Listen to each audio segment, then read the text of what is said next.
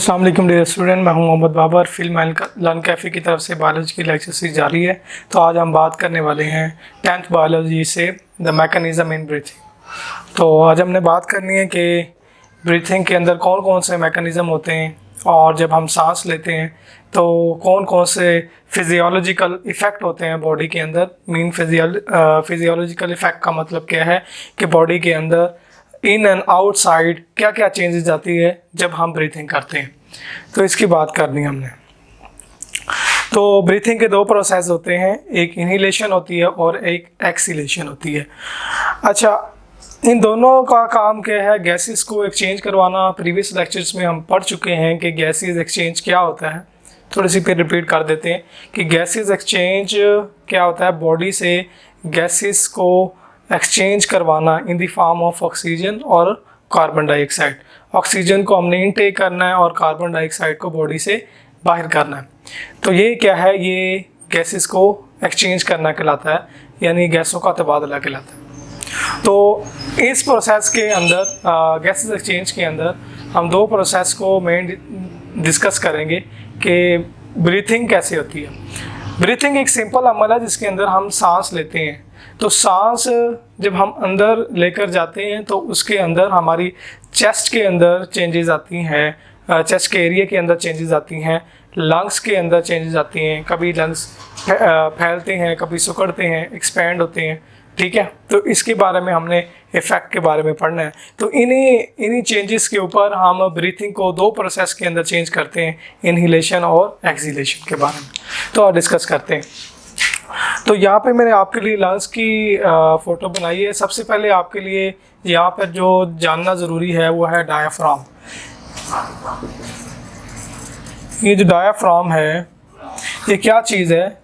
ये एक कैविटी है, एक मस्कुलर लेयर है जो क्या करती है, थोरैसिक रीजन को, थोरैसिक कहते हैं सीने वाला रीजन, और इस रीजन को एब्डोमेन यानी पेट के रीजन से अलग करती है। यानी ये एक लेयर है, ये मिसाल के तौर पे ये एक लेयर है। ये लेयर क्या करती है? चेस्ट कैविटी को नीचे एब्डोमेनल कैविटी से अलग करती है। ये इसके अंदर स्पेस होती है।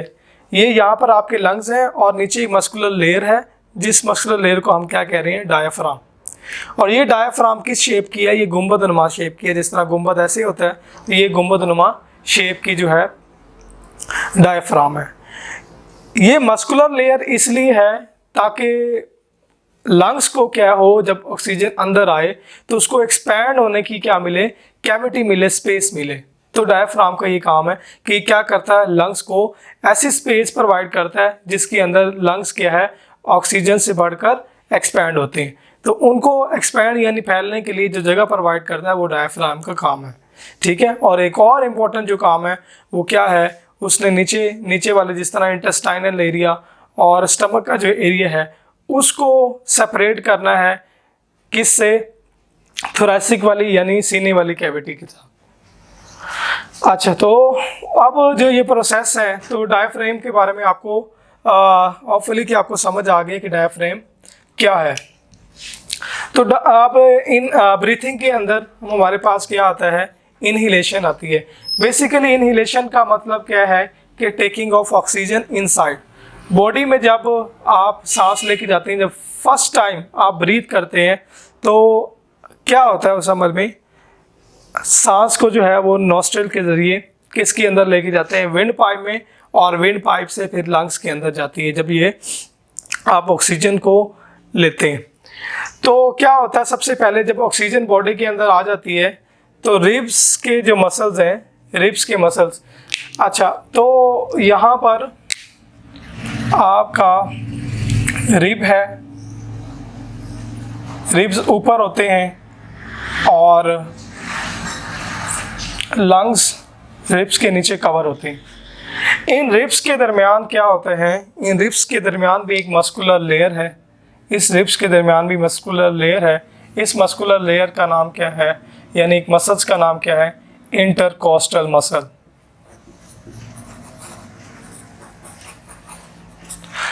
ठीक है, तो ये इंटरकोस्टल मसल्स क्या करते हैं कि ये कंट्रैक्ट होते हैं जब ये कंट्रैक्ट होते हैं मसल, जब ये वाले मसल्स ऐसे कॉन्ट्रैक्ट होंगे तो ये क्या करेंगे, पूरे थोरेसिक रीजन को ऊपर की तरफ लेकर जाएंगे।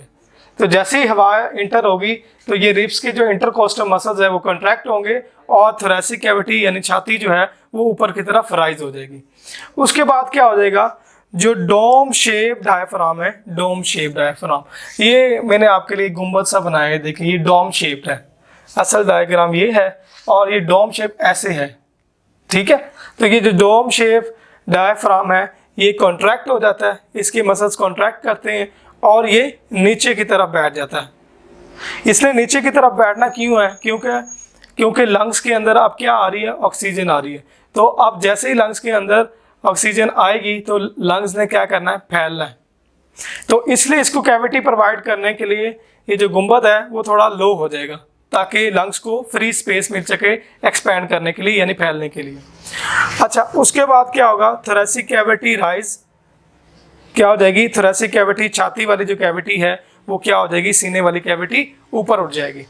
Reduce the pressure of lungs, तो लंग्स के ऊपर जो प्रेशर है वो कम हो जाएगा।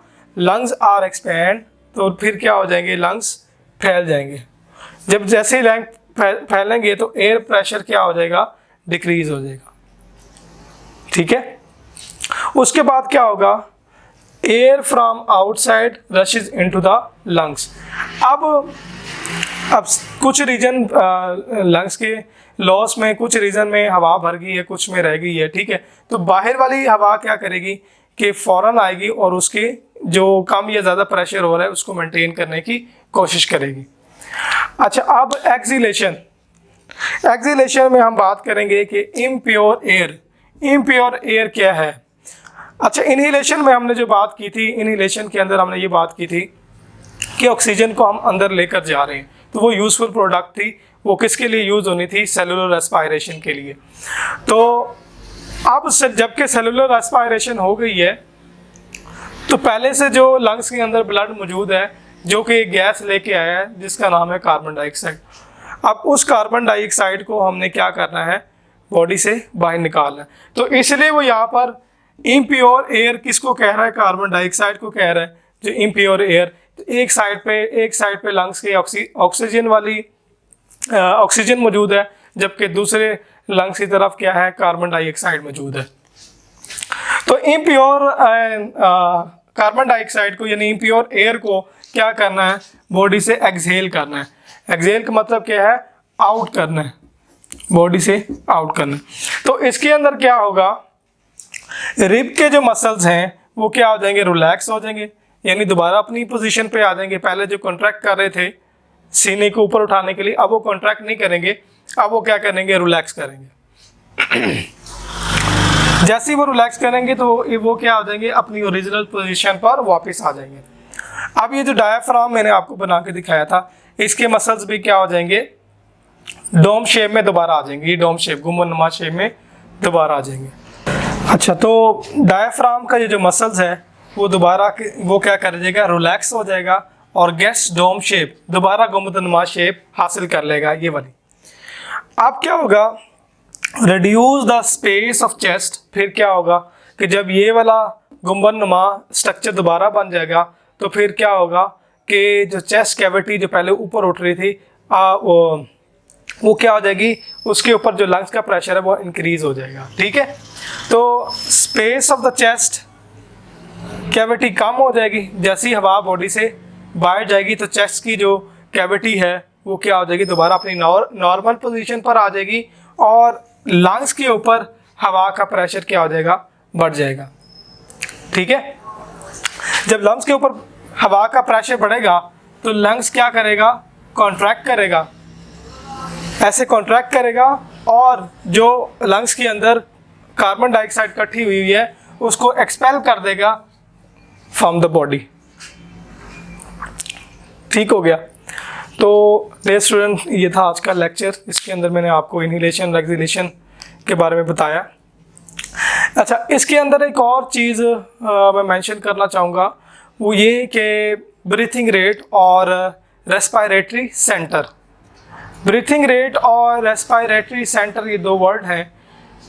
ब्रीथिंग रेट कहाँ यूज़ होता है, वो होता क्या है, ब्रीथिंग रेट यानी सांस लेने का जो अमल है, यानी जितनी टाइम में आप क्या लेते हैं, ऑक्सीजन को इनटेक करते हैं, वो आपका ब्रीथिंग रेट होता है। यानी 1 मिनट के अंदर अगर आप 20 टाइम्स तक जो है ना ऑक्सीजन देते हैं तो ये रेस्ट पोजीशन में है। तो रेस्ट पोजीशन में आप 20 टाइम जो है ना वो सांस 1 मिनट के अंदर ले लेते हैं, 20 to 25 तक। और जब आप एक्सरसाइज पोजीशन में होते हैं, यानी एक्सरसाइज पोजीशन में होते हैं, यानी एक्सरसाइज कर रहे होते हैं, जब आपकी बॉडी वर्क कर रही होती है, तो आप जो है वो 30 से 40 तक जो है ना वो आप 1 मिनट के अंदर सांस लेते हैं। तो ये रेट बढ़ जाता है। ऐसा क्यों होता है? जैसी बॉडी के अंदर जो मसल्स होते हैं, तो एक्सरसाइज पोजीशन में हमने बात की कि जैसे हम एक्सरसाइज की पोजीशन में होते हैं तो हम 1 मिनट में 30 से या 40 दफ़ा जो है ना 1 मिनट में सांस लेते हैं। तो एक्सरसाइज पोजीशन के अंदर जो सेलुलर रेस्पिरेशन का जो रेट होता है वो क्या हो जाता है, तेज़ हो जाता है। जब सेलुलर रेस्पिरेशन का रेट तेज़ होगा, यानी जल्दी से जल्दी जो है ना बॉडी को एनर्जी चाहिए, तो बॉडी क्या करती है, ग्लूकोज को तोड़ देती है। ग्लूकोज का जब टूटने का रेट तेज़ होगा तो उसके साथ साथ कार्बन डाइऑक्साइड भी निकलेगी, तो कार्बन डाइऑक्साइड का रेट भी ज़्यादा होगा। तो कार्बन डाइऑक्साइड का रेट जो है ना ज़्यादा होने से वो ब्लड के अंदर भी शामिल हो जाता है। अगर ब्लड के अंदर वो कंटिन्यूसली कार्बन डाइऑक्साइड वाला ब्लड जो है ना ज़्यादा अमाउंट में रहे तो ये बॉडी के लिए नुकसान होता है, तो ये टॉक्सिक हो जाता है। तो इसलिए हमें भागते हुए ज़्यादा दफ़ा जो है ना सांस लेना पड़ता है, और हमारा जो रेस्पिरेटरी सेंटर है, जो हमारा ब्रेन है, वो हमारे जो है ना थोरेसिक रीजन को, हमारे चेस्ट को और चेस्ट के मसल्स को देता है, और लंग्स को हदायत देता है कि आपने ज़्यादा से ज़्यादा ब्रीथिंग करनी है, क्योंकि बॉडी के अंदर कार्बन डाइऑक्साइड की अमाउंट ज़्यादा हो रही है। तो इसलिए जो है ना एक्सरसाइज पोजीशन में रेट ऑफ ब्रीथिंग क्या है, ज़्यादा है। तो होपफुली डियर स्टूडेंट ये आपको समझ आएगा। मिलते हैं नेक्स्ट लेक्चर में, अब तक के लिए अल्लाह हाफिज़।